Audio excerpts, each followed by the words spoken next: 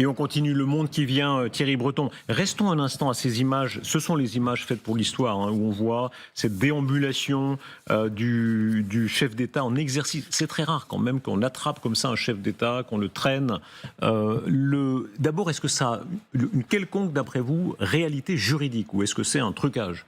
On voit bien qu'il essaie de le justifier par le fait que il a des chefs d'inculpation, hein, donc et on en parlait tout à l'heure. Peut-être, on va bien voir. Enfin, il y a des sentiments de matérialité sur ces chefs d'inculpation. On va voir. Est-ce qu'ils sont réels, est-ce qu'ils sont pas réels ? En tout cas, il s'appuie sur ces chefs d'inculpation et il s'appuie évidemment sur le rôle que joue, on vient de le rappeler à l'instant, le Venezuela et lui à titre personnel sur ce transfert, cette logistique, ce trafic de drogue à très grande échelle, et c'est ce qui justifie évidemment sa démarche. Mais ce qui est intéressant, c'est que derrière, il va dire, et peut-être Marco Rubio, peut-être plus que le président Trump, va dire si j'étais le président colombien, je dormirais mal. Et attention, les Cubains. Les Cubains, que je sache, il n'y a pas de chef d'inculpation de narcotrafic. Et faites attention aussi, vous, les Iraniens. Il n'y a pas non plus ce type d'inculpation, en tout cas, portée par un juge américain. Donc on voit bien que derrière tout ça, il y a évidemment une posture qui est une posture internationale. Alors c'est intéressant aussi, c'est évidemment la logique Monroe et son corollaire, Donald Monroe, donc qui définit donc comme zone d'influence désormais tout l'Occident, qui comprend évidemment l'Amérique du Nord et l'Amérique du Sud. Et au fond, le message qu'il envoie, c'est que si jamais ça ne lui plaît pas, il est prêt évidemment à faire la même chose. Et je le redis, il faut jamais oublier qu'aujourd'hui, vous avez 23% de la population américaine qui est d'origine hispanique, dite latino. Donc ça a des résonances. Donc il faut aussi qu'il fasse attention, parce qu'il a ses élections. Donc on voit bien que derrière, il joue sur quelque chose qui nous, évidemment, nous interpelle énormément, massivement, et on va y revenir, y compris pour nous-mêmes, pour ce qui se passe en Europe et pour nos réactions qui sont beaucoup trop faibles. Mais derrière, il y a aussi la logique de politique intérieure qui est toujours très importante aux États-Unis. La logique du changement de régime. Rappelons les précédents. Qu'est-ce qui est nouveau pas ? Regardons la galerie de portraits, parce qu'au fond, les présidents successifs ont eu en quelque sorte leur scalp. Clinton, démocrate, qui a fait tomber, beaucoup contribué à faire tomber Milosevic. George Bush, avec le crime d'agression contre l'Irak, l'invasion de l'Irak, la mort de Saddam Hussein. Kadhafi, ça c'était sous Obama, qui a déclaré à un moment donné, il doit partir. Et maintenant Nicolas Maduro avec Trump. Est-ce que c'est une continuité ? En tout cas, ça s'inscrit dans cette galerie de portraits, avec du reste, pour chacun d'entre eux, des moments où, effectivement, on va les filmer lorsqu'ils sont devenus prisonniers. Chacun a sa petite séquence. On peut penser aussi au Ceausescu, mais c'est un autre sujet. Mais on voit bien que chacun a sa petite séquence. Et je me faisais la réflexion, Darius Rajbar, en voyant, comme tout le monde, ce qui s'est passé, en regardant, évidemment, cette séquence qui est tout à fait sidérante. Vous vous souvenez que lorsqu'il y avait eu un peu une opération du même genre avec Ben Laden, on avait évidemment les photos dans la Situation Room, on avait également des photos des petits films qui avaient été pris, évidemment. J'imagine que compte tenu du fait que Donald Trump nous dit « c'est comme si je regardais une série télévisée », j'imagine que les films ont été pris en même temps. Bien sûr. Regardez. Et alors, ils sont où ces films ? Regardez l'image. Non, mais attendez, c'est une question. Ils sont où ces films ? Pourquoi ? Ils sont classifiés pour l'instant. Oui, mais attendez, pourquoi il ne les a pas encore montrés ? Donc je me posais la question. Je pense qu'on devrait les voir assez rapidement pour continuer à nourrir précisément toute cette histoire, ce narratif, et ne plus penser aux autres. Regardons ces images dans la Situation Room où ils regardent les écrans. C'est pas exactement la Situation Room. Non, c'est une espèce de Situation Room improvisée à Mar-a-Lago. Alors ils ont dressé des tentures noires. Je ne sais pas si on peut voir là.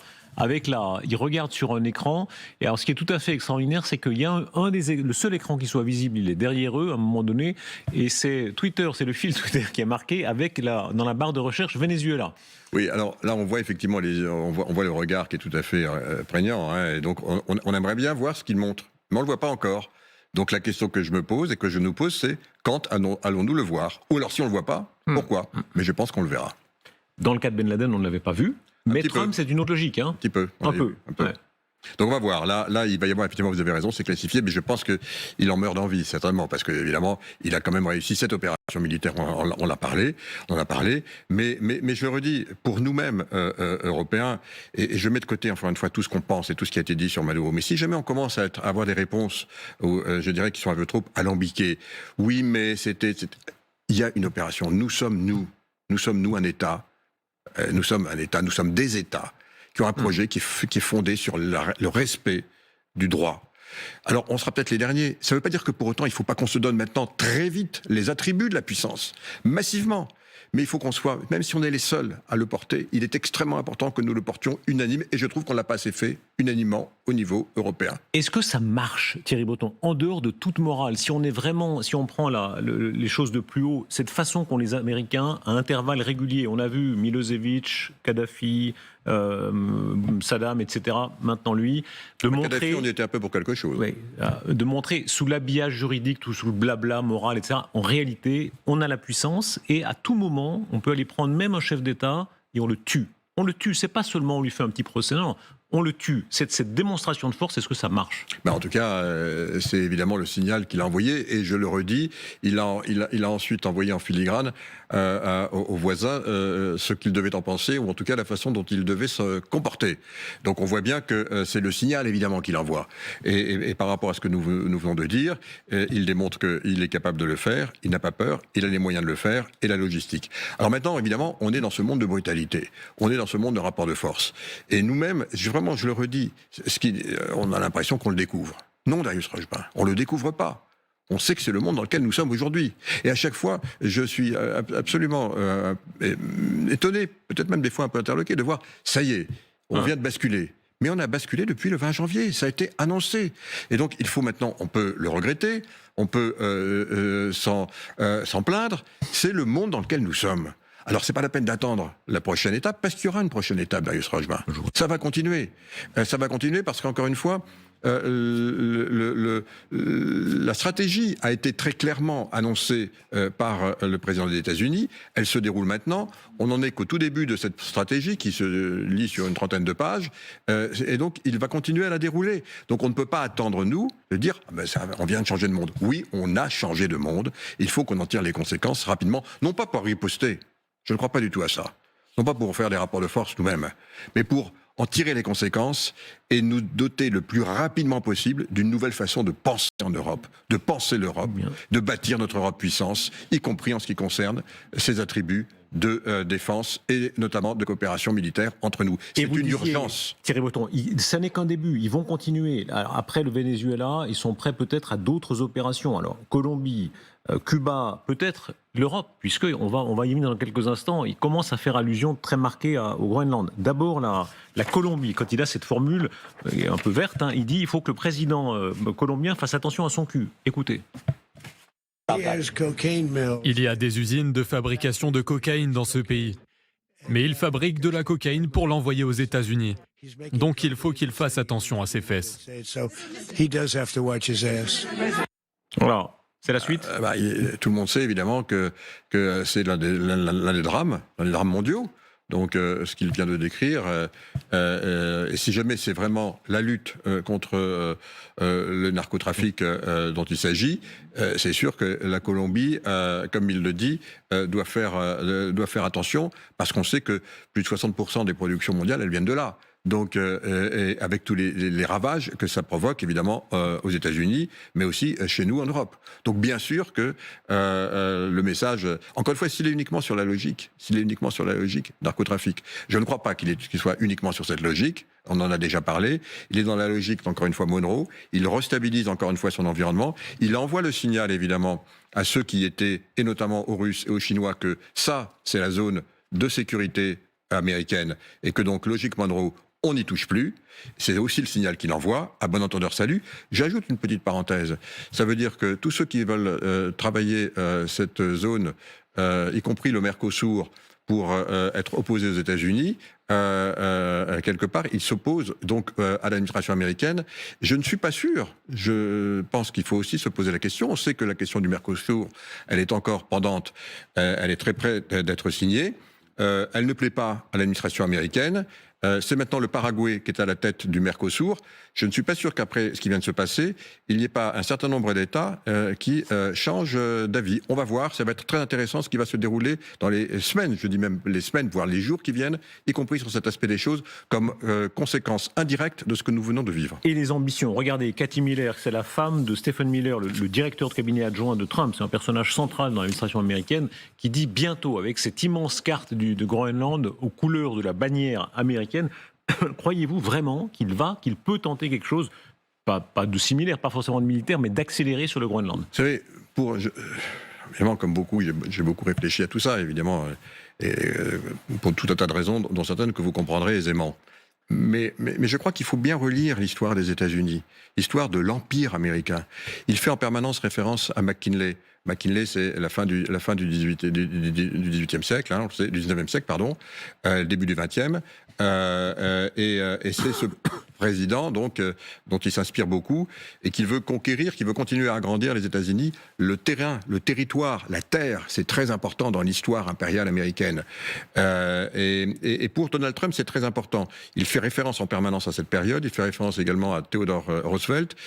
Et on achète, on conquiert, on augmente l'espace. Pour lui, l'espace est très important.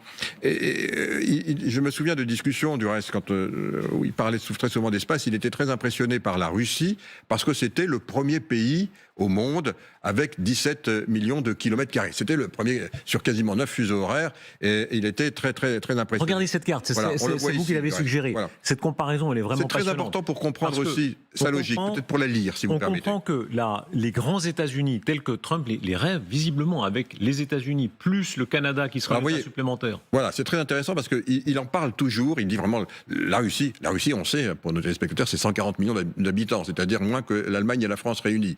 C'est pratiquement le PIB de l'Espagne. Mais c'est le plus grand pays du monde, et ça l'impressionne beaucoup.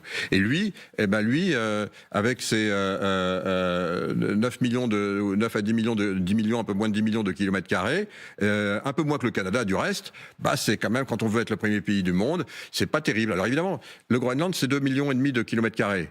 Et on voit bien sur cette carte que, mais au fond, et sa logique, et il ne faut pas croire qu'il l'a oublié, sa logique, encore une fois, de conquête territoriale, référence McKinley, référence Theodore Roosevelt, qui est une grille de lecture qui aujourd'hui conduit les MAGA. Ne nous trompons pas, les MAGA sont dans cette grille de lecture. Oui, pour eux, vous ajoutez le Canada et vous ajoutez le Groenland, et vous avez d'un seul coup, le Canada c'est 11 millions de kilomètres carrés, le Groenland c'est 2,5 millions, et vous avez d'un seul coup le premier espace géographique mondial devant la Russie, très loin devant la Chine, et ne parlons pas de l'Europe. Je ne dis pas que ça va se faire, bien entendu, mais je pense que pour beaucoup de MAGA, ces grilles de lecture territoriale sont importantes. Et quand on voit que beaucoup disent, maintenant, prochaine étape, vous avez vu, il faut toujours écouter, nous dit Rubio, ce que dit le président des États-Unis. Il dit les choses, il les fait. Et donc, ce qu'il a dit sur le Groenland, nommer un gouverneur désormais qui va être chargé précisément de la transition. Et vous vous rendez compte? Alors on est quoi? Je rappelle quand même pour nos téléspectateurs que les habitants du Groenland, ils sont 56 000 natifs, ils ont le passeport danois. Ils ont un passeport donc européen. Alors ça veut dire quoi pour nous Européens? On voit bien que, alors qu'on se posait la question, tiens, finalement, est-ce que Poutine ne va pas commencer à pousser son avantage sur les pays baltes? C'est peut-être, je pose la question, je n'ai pas une boule de cristal. Mais enfin, vous savez, avec ce qui vient de se passer, beaucoup vont sur cette pente, on va bien voir. Peut-être que les premiers bougers, comme on dit, risquent ou peuvent se passer au Groenland. Et là, il faut peut-être aussi que les Européens se préparent. Est-ce que ça veut dire ils vivent, c'est que vous racontez tout à fait vertigineux, on comprend qu'en réalité, l'Europe a eu de grands empires coloniaux. La Grande-Bretagne, la France ont été des très grands empires coloniaux. L'Espagne, le Portugal. C'était le siècle dernier. Bien sûr. Et là, eux sont dans une logique coloniale très assumée en disant oui, ça sert d'avoir une grande superficie. Alors c'est très important ce que vous dites à l'instant, parce qu'on voit bien que dans un monde où l'ordre international est en train de voler en éclats et de se substituer finalement à des logiques impériales d'antan. Parce que ce qu'on dit là, c'est vrai aussi en Russie. C'est vrai aussi en Russie, où on fait référence à la Russie impériale et au tsar, Nicolas, Mais pardon Thierry Breton, sans faire c'est de vrai relativisme, aussi. c'est nous qui pensons que c'est d'antan. Les Américains ne pensent pas que c'est d'antan, les Chinois ne pensent pas que c'est d'antan, les les Chinois Russes ne pensent pas non plus que ce soit d'antan. Eux pensent que c'est maintenant. Les Chinois également. Les Chinois ont été l'empire du milieu. Il fait référence, du reste, dans les discours de Xi Jinping, il fait référence à la grande période impériale, à l'ambassadeur, à l'amiral Zhang Yi, qui était celui qui a ouvert les portes, les routes de la soie. Donc ils font référence, chacun, pour justifier de la maîtrise de leur espace de sécurité, ils font référence à la logique impériale. Or nous avons, et vous avez raison de le rappeler, nous avons tous, pratiquement tous les pays d'Europe, nous avons eu une histoire, une relation Très avec grand l'Empire. empire. Mais on l'a soldé. Ça a été compliqué, ça a été douloureux. Oui, mais ça a été fait. Ça a été compliqué, ça a été douloureux. Mais que ce soit la Hongrie, que ce soit l'Allemagne, que ce soit évidemment la France, vous l'avez rappelé à juste titre, l'Espagne, le Portugal, on a tous eu une relation, une histoire impériale, mais c'est fini. Et on a décidé précisément de se mettre ensemble pour bâtir un autre projet. Sauf que cet autre projet, désormais, eh bien, il est confronté à ces logiques impériales qui nous entourent, et c'est la raison pour laquelle il faut que nous changions de logiciel, je le dis très simplement, mais très clairement, pour pouvoir, non pas encore une fois, nous comporter nous-mêmes en empire, on ne le sera jamais, mais pour pouvoir résister à ces nouvelles pressions, à ces nouvelles prédations, parce qu'au fond, chacun, on le voit bien, ils ont tous, que ce soit les États-Unis avec la technologie, mais aussi peut-être l'espace territorial, on vient de le voir. La Russie, avec ce qui se passe évidemment en Ukraine, puis peut-être bientôt ailleurs. Avec également, je le rappelle, la Turquie, qui nous fait des guerres hybrides en permanence. Avec la Chine, qui est un prédateur industriel, on ne peut pas appeler les choses autrement.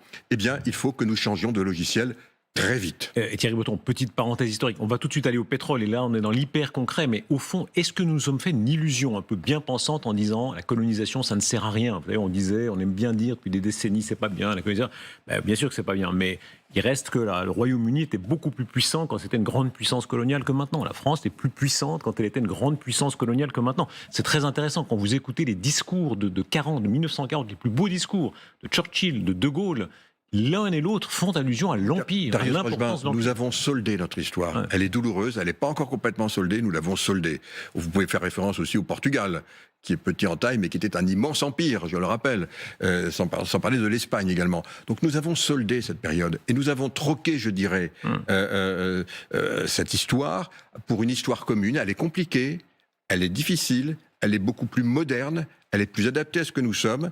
Il faut, et qui est évidemment notre projet, il faut évidemment lui donner maintenant les attributs de la puissance. Parce que ceux qui nous entourent, bah oui, on vient de le dire, ils continuent à justifier de leurs actions sur des logiques historiques et impériales, y compris Trump, on vient d'en parler. De manière complètement désinhibée sur la question du pétrole. Certains, ça m'a amusé sur les réseaux sociaux, certains disent, il nous enlève même le complotisme, parce qu'il dit lui-même, oui, pétrole, il n'y a pas de problème, on veut prendre le pétrole vénézuélien. Écoutez-le.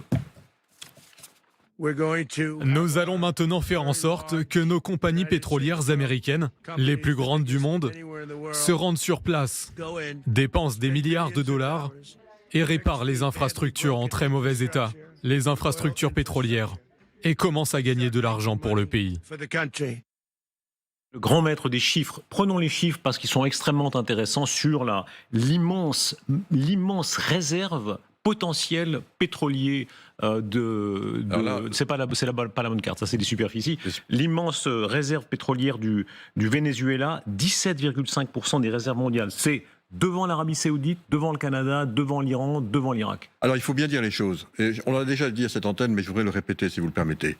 Pour Donald Trump, il a trois ambitions, je dirais, en matière économique. Être le premier producteur-exportateur au monde en matière d'hydrocarbures. Il l'est. Être le premier en matière d'exportation, de production, d'exportation d'industrie de défense. Il l'est. Être le premier en matière de production et d'exportation en matière de technologie, il l'est. Il est très simple, mais il va dérouler et amplifier ce triptyque. Et évidemment, pour le pétrole, le Venezuela, vous venez de le rappeler, on le voit sur cet écran, ce sont les premières réserves de pétrole au monde. Alors c'est du pétrole qui est lourd, c'est du pétrole qui est un peu difficile à raffiner, mais au fond, maintenant, avec les technologies, on peut le faire. Et puis surtout, ça dépasse l'Arabie Saoudite. On voit en particulier le drame de Maduro, parce que avec un pays qui a des réserves supérieures à l'Arabie Saoudite, quand on voit ce qui est en train de devenir l'Arabie Saoudite, on voit bien qu'il y a effectivement deux logiques différentes. Il est donc, si jamais, et on voit bien que derrière tout ça, il y a 1 million de production de barils par jour au Venezuela, il pourra en produire 4 ou 5. On voit qu'évidemment c'est un game changer, comme on dit. C'est un moyen de changer évidemment la donne. La donne, et surtout, contrôlant le Venezuela, il contrôle avec sa production américaine, il contrôle évidemment, Darius Rochebin, les prix du baril. Et les prix du baril, on sait que c'est absolument essentiel, et pour la Russie, et pour les pays du Moyen-Orient, mais aussi pour la Chine. Donc ce sera un levier de pouvoir réel. C'est un formidable levier de pouvoir. Donc en mettant la main évidemment sur le Venezuela, il gagne 3 fois. Il gagne parce que, en tout cas dans sa logique, et nous il faut évidemment qu'on réagisse par rapport à nous-mêmes et pas par rapport à cette logique, mais dans sa logique il gagne 3 fois. Il gagne parce Je rappelle le classement, hein, qu'on soit bien conscient, c'est plus que l'Arabie Saoudite, oui. C'est plus que l'Iran, c'est plus que l'Irak, c'est numéro 1. Plus que la Russie. Dieu sait si ça compte pour la Russie, plus que la Libye, les États-Unis et le Vous ajoutez les États-Unis là, et vous ajoutez évidemment, alors il n'a pas encore le Canada, mais vous ajoutez évidemment les États-Unis. Il contrôle évidemment à près de 25% la production mondiale de pétrole, et donc il va pouvoir lui-même mettre les prix. Il gagne 3 fois, je le disais, avec son espace évidemment d'Amérique du Sud qu'il contrôle, avec évidemment le prix du pétrole, et puis avec, on va voir ce qui peut se passer évidemment sur les messages qu'il envoie évidemment. La revanche de l'Empire. Depuis les années 70 déjà, des sociétés américaines comme ExxonMobil avaient été poussées dehors. Et oui. Les Américains disent on revient. Et il utilise cet argument, là encore, un deuxième argument pour dire nous avons été expatriés, expropriés, on nous a fait du mal, on nous a volé notre bien. On a entendu ça un peu, nous les Européens. On nous a volé, on a fait ça pour nous faire du mal. Eh bien, nous allons nous venger. Aucun de mes prédécesseurs ne s'est vengé. Eh bien, moi, je vais venger l'Amérique de cela. Alors, on verra, parce qu'il faudra évidemment quelques années, on l'imagine bien, pour remettre tout ça d'aplomb. Mais il est clair que ça va avoir un impact sur les cours du pétrole, sans doute à la baisse, et que, évidemment, les premiers qui vont en souffrir, ce sont les Russes. Donc, on voit un peu l'ambivalence avec les Russes, parce que le message, évidemment, qui est envoyé là aussi, et à Poutine et à Xi Jinping, c'est bon, écoutez, moi j'ai fait ce que je veux dans mon espace, dans mon espace propre et dans mon espace de sécurité.